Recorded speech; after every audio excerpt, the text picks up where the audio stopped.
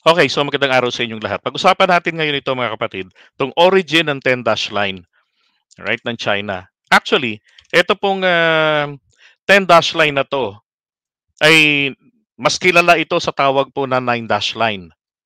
Okay? Yung 9 dash line ng China. Yan po originally, yan ho ay 11 dash line. Okay? Tapos noong 1951-52, gumanda ang relationship ng North Vietnam na komunista rin at saka ng China. Dahil dati nagigera yan eh.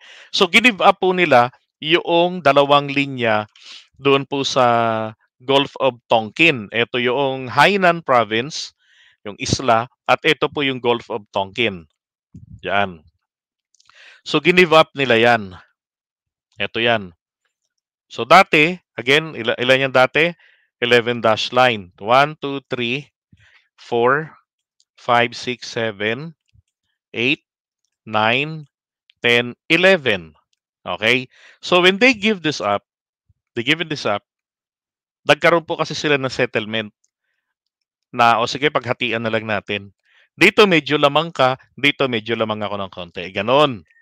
Okay, kaya ho naging 9 dash line.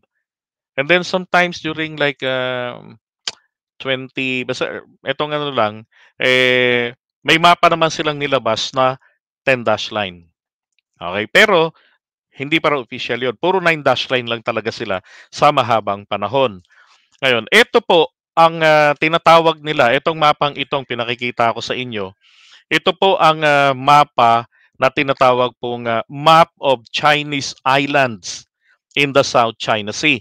Na ito ay na-publish sometime like around 1946 o 1948, ganyan. Ito na-publish. Yan. So, naka-indicate po rito, bukod sa nakalagay rong Map of Chinese Islands in the South China Sea, na ang nag-release po nito ng 11 dash line na yan ay ang Taiwan. Nung itong kumintang, nung sila po ang nag-govern pa sa mainland China. At yung komunistang CCP ngayon ay mga NPA pa noon sa kanila. Okay? Ngayon, ito pong again, sabi nga sa inyo, na-publish ito 1946 hanggang 1948. Ngayon, ang talagang pinakamatanda ho talagang pag-publish nito ng Republic of China Land and Water Maps Inspection Committee ay po 1935. Okay? At yun na ang sinasabi nilang basehan ng historical claim po ng China. So sabihin na natin 1935. Yan po. Ang tanong, saan nila kinuha yan?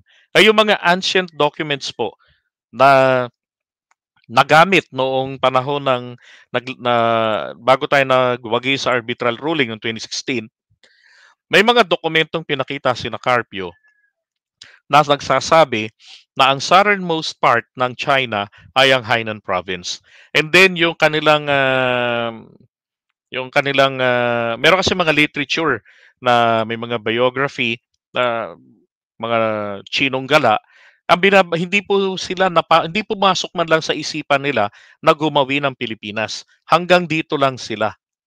Diyan. Balik dito sa Taiwan, punta rito sa Hainan, tapos dito sa Vietnam. Yan. Kasi talagang may ugnayan sila sa Vietnam. Pagdating naman dito sa Paracel Islands, so nung dumating yung mga French colonizers, kasama ito sa kanilang inukupa. Kabilang po ang Panakot Island o etong Scarborough Shoal. Kaya kiniklaim din ito ng Vietnam. Kalaunan, hindi na po nila sinasama yan sa kanilang claim. Ito na po yung kanila ring kiniklaim.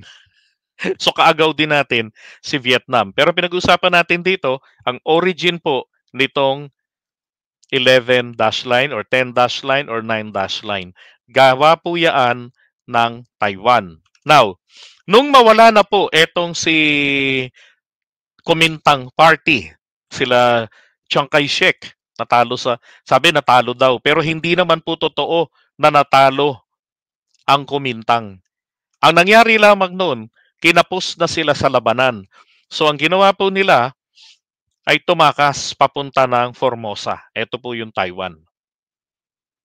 Okay? At ito nga po, hindi nila binibitawan ito, tsaka yan, kanila yan. Islang-isla talaga to. So ito po yung kabuuan ng Taiwan. Ngayon, ang seat of government, inilipat lamang po nila Chiang Kai-shek dito po sa Taipei. So ang pinaka-capital dapat talaga ng mainland ng China is the Taipei, from Beijing to Taipei. So ito pong mga kumontrol na rito sa mainland, ito na po ang naghiwalay ng mainland mula po rito sa bagong seat of government na nasa isla po ng Formosa, na ngayon nga ay Taiwan. Oh.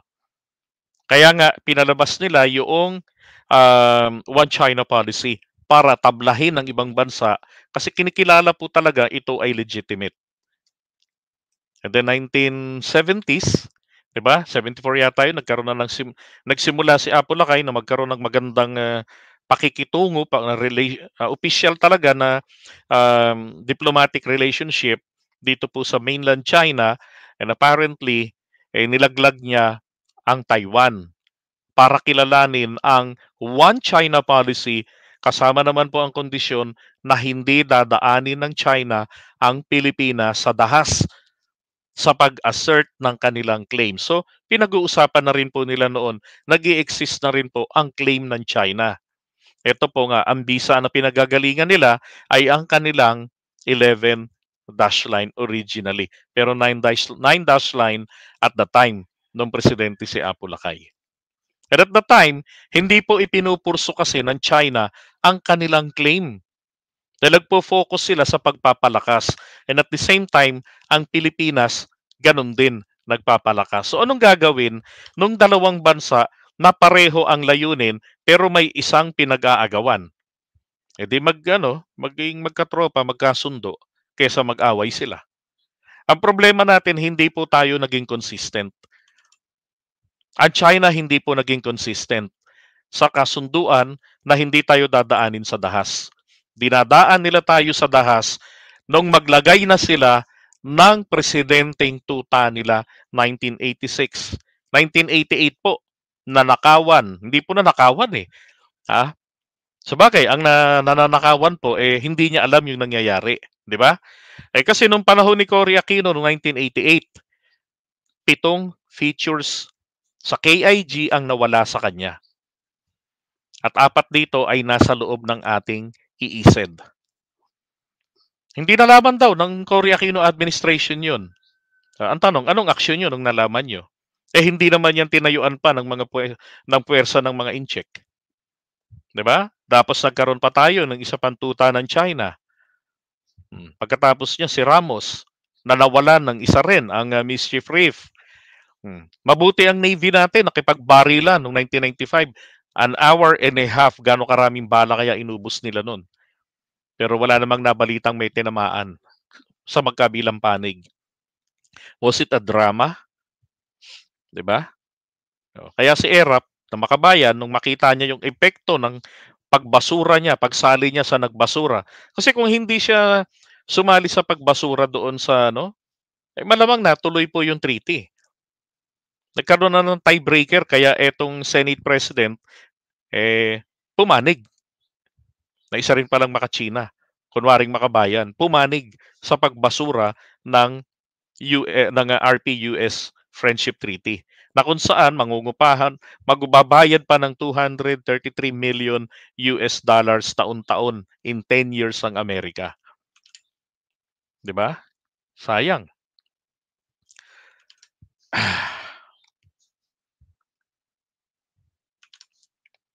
Ngayon, etong panahon ni PBBM, alam niyo, palagay ko dapat nang i-invoke ni PBBM ang MDT. Lagay ko, dapat na. Bakit? Teka.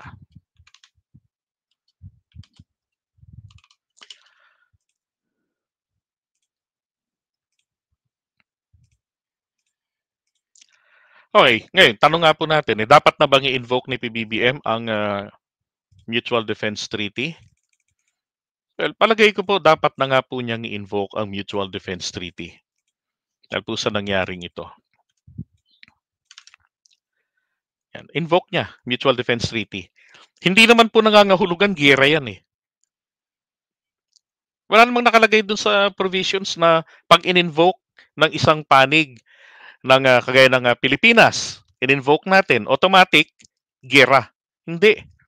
Bagkus, ang pwersang Amerikano ay magkakaroon na po ng legitimate na dahilan, legitimate reason para pumosisyon, para makasama natin sila sa mga pagpapatrolya. Kumbaga, binibigyan natin sila ng full access dyan po sa ating exclusive economic zone. Na walang iba kung hindi po ang pagdepensa sa Pilipinas. Hindi po tayo mag-uupensa kasi kahit po meron tayong Mutual Defense Treaty with the United States, nangingibabaw ang ating saligang batas that we denounce war as a means of national policy. Hindi po tayo mag-uumpisa ng gulo. So yan na po yung pinaka-drastic na magagawa dito ng mga kaalyado ng ating bansa. At dahil meron tayong maliwanag na treaty with the US at maliwanag ang armed attack, hindi naman kailangan ng presidente mag-declare ng act of war against China, yung declaration of war against China. Hindi naman niya kailangang magganon eh. Sa akin when it comes to necessity, dahil mauulit at mauulit ito. Because ang ginagawa nila ngayon, ito as a leverage to the president na lumuhod kayo sa amin, magpaalam kayo sa amin, at ano ang magiging katumbas nito? Well, ang katumbas po nito ay pagsuko ng Pilipinas, pagkilala sa kapangyarihan ng China. Hindi man po natin ito mararamdaman sa ngayon. Magiging light ang trato nila sa atin dyan. But sometime in the future, gagamitin po nila itong panglaban sa atin. Na ang Pilipinas ay kinilala noon pa matagal na, 10 taon na. Di ba? Baka si Sara Duterte na presidente noon. O kaya si Bongo na. O kaya si Amy Marcos kung nabubuhay pa. Sabihin nila, kinilala na ng Pilipinas, kaya nga sila nagpapaalam. Diba? Hindi po natin pwedeng sundin ang anumang gusto nilang magpaalam diyan. Yung asking permission, hindi ho po pwede. Pero kung ang pag-uusapan po natin in a black and white is coordination with other claimants or co-claimants, po pwede po yun. It's just a coordination. Diba? Po pwede yun. Kasi pag coordination, wala kayong isinusuko eh. Kumbaga, yun yung kung saan pwede kayong mag-meet, halfway kayong lahat. Kahit nasabihin natin si Vietnamese, walang pakialam sa resupply mission natin. Si Malaysia, si Indonesia, si Brunei, walang pakialam sa resupply mission natin. Si Taiwan, walang pakialam sa resupply mission natin doon. Pero alam po nilang lahat. At nagkakaisa doon. Okay po yun. Pero iba ho ang tono ng China eh. Ang tono ng China ay kinakailangan magpapaalam. 'Di ba? We entered without permission, ang sabi nila. Ayan What I can tell you is that on June 17, one supply vessel and 2 speedboats of the Philippines without permission from the Chinese government intruded. So, bakit tayo kailangang humingi ng permiso sa kanila? Yun lang po yung nakikita ko rito na magandang gawin ng Pangulo natin. I-avail ang Mutual Defense Treaty. At dyan po natin masusubok talaga.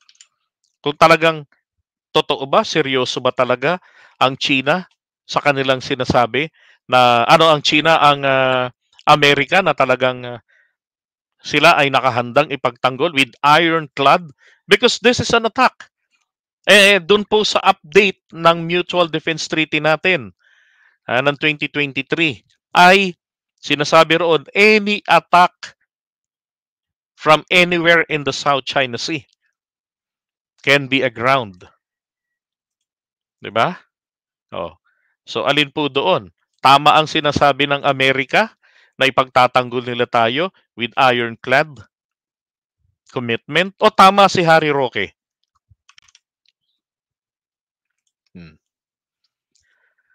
Alright. Pag-usapan po, iwan muna natin to.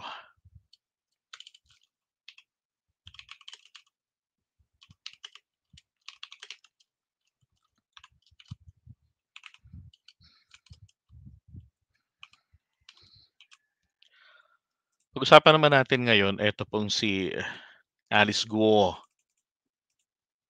Ayan alam nyo na kung saan galing. Earliest is 1935. Yan lang, wala po talaga silang basis na sinight dito. Basta't ginawa lang po talaga ng Republic of China, ng demokratikong bansang China, gumuhit lang sila ng ganyan, amin ito. Because they realized na in future, kakailanganin natin ang South China Sea for trading and for security.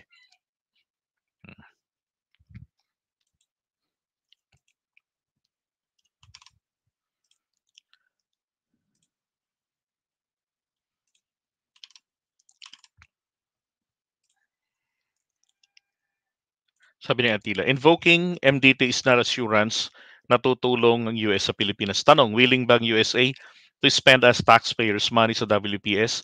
Willing ba mga kanong mamatay para kay Juan de la Cruz na wala ngang will to unite RP? Well, my answer is yes.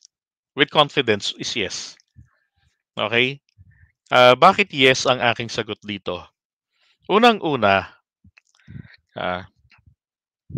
ito yan Ang Pilipinas po, kaya hindi binibitaw-bitawan ng Amerika sapagkat tayo po ang tinuturing nila na magmapa na nga lang tayo. Just give me like 3 minutes lang para mas madaling intindihin.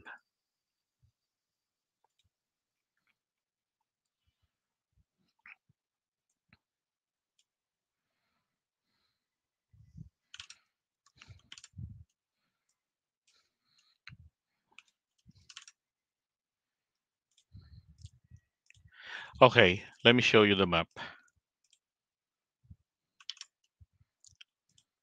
Here we go. So yung tanong ni Attila, invoking MDT is not assurance na tutulong ang USA sa Pilipinas. Tanong, willing ba USA to spend US taxpayers money sa West Philippine Sea? Willing ba mga kano mamatay para kay Juan de la Cruz na wala nga will to unite RP? My answer again is a big yes. Bakit? Bakit sila naggumagastos? Pakisagot ito. Bakit sila gumagastos ng mga bases sa buong mundo? Para saan yun? Para ba sa pasyalan lamang? Trip-trip lang? So may mabigat mong dahilan.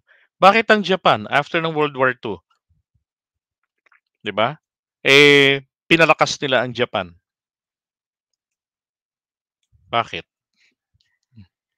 Bakit nila binili itong Alaska? Para saan? Tutuusin, wala namang literal na pakinabang ang Alaska sa kanila.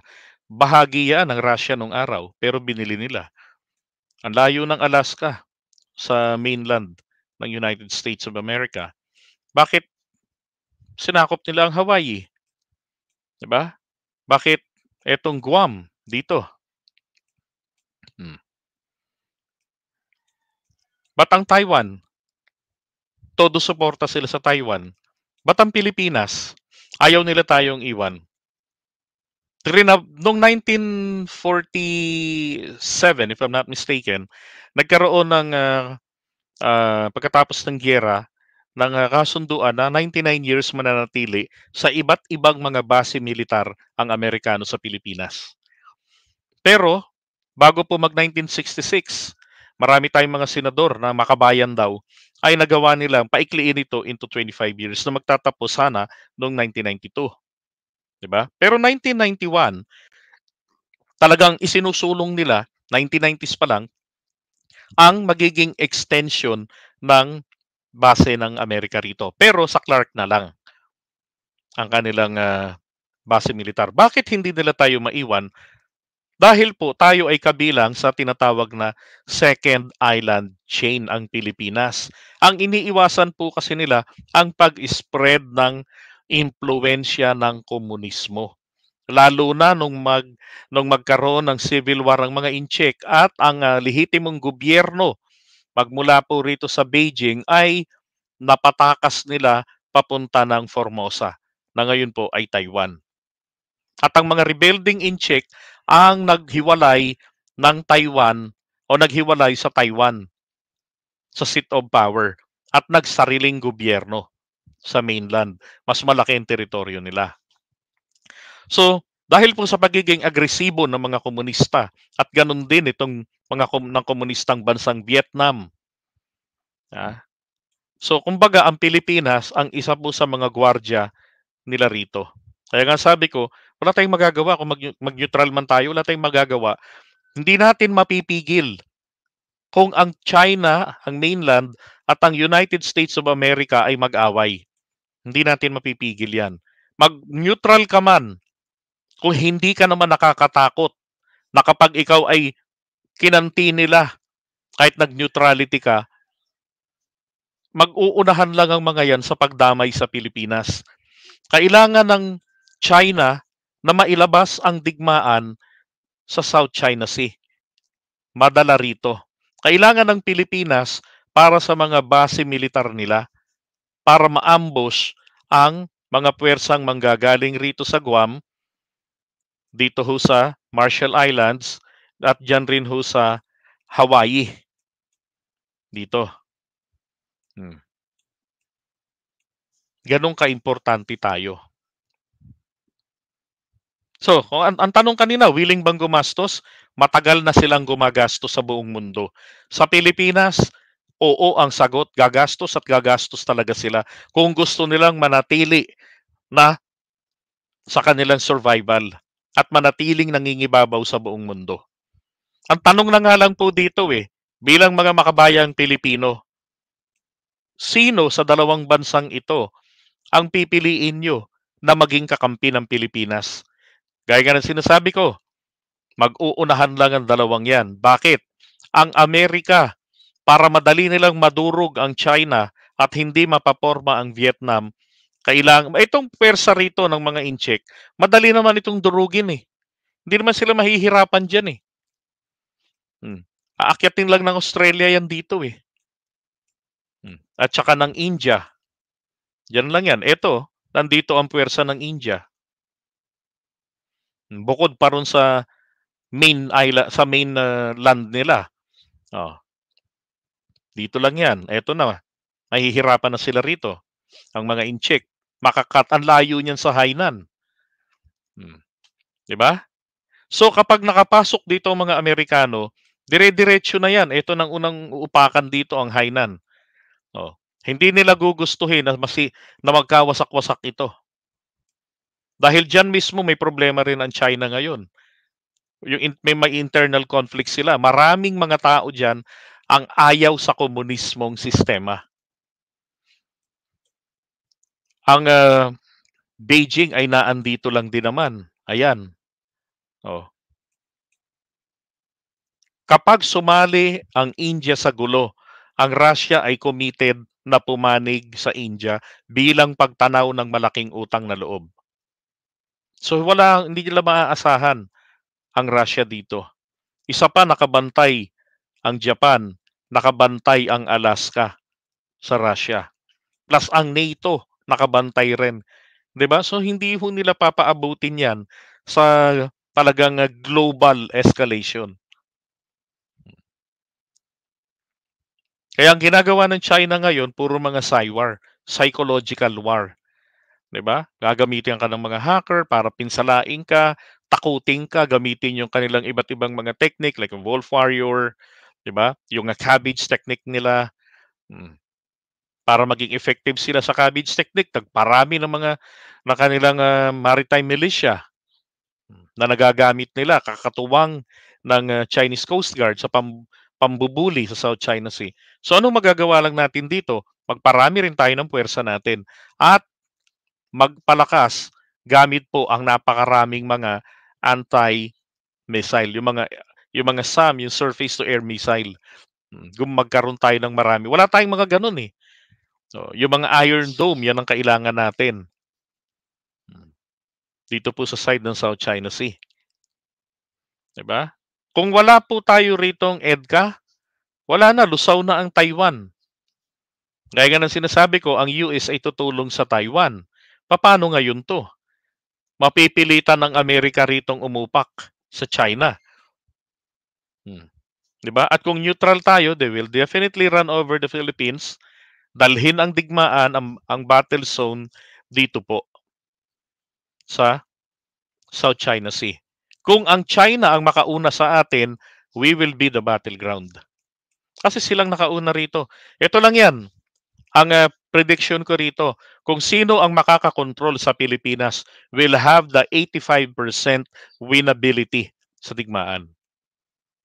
Again, kung gagastos ba ang Amerika, more than willing, they will spend money. Kung gumastos sila at nagrereklamo sa Ukraine, pagkakamali nila 'yon na sumawsaw sila sa Ukraine at doon sa Afghanistan. Pero dito, importante nilang gumastos.